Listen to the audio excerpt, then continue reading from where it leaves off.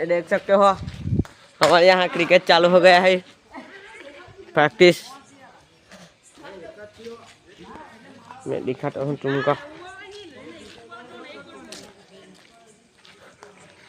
ये देख सकते हो बॉलिंग इधर से करते हैं।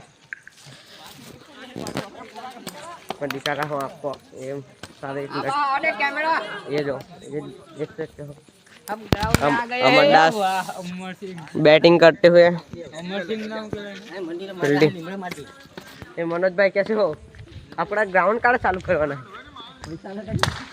पैसा आलेटा आओ क्या भाई लोगों ने कहीं कही दो मीडिया वालों ने कहीं कही दो कार्ड चालू करवाना है।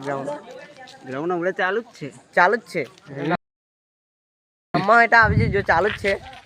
આપણે તમારે બેટ્સમેન જોડે વાત કરાવી દઉં જરી।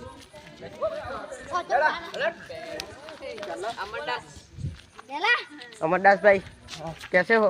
ग्राउंड ક્યારે ચાલુ કરવાનું છે? 2 દિવસમાં ચાલુ થઈ જશે। તમારે બેટિંગ કરવામાં કેવી મજા આવી રહી છે? મજા આવી છે। આ જિગ્નેશભાઈને બી મળી રહી છે। કેવું છે જિગ્નેશભાઈ? બહુ મજામાં છે। हाँ અત્યારે ગ્રાઉન્ડનું કામ ચાલુ છે। हाँ ये प्रैक्टिस चालू है। देख सकते हो ये सोहेल भाई को भी मिलवा देते हैं।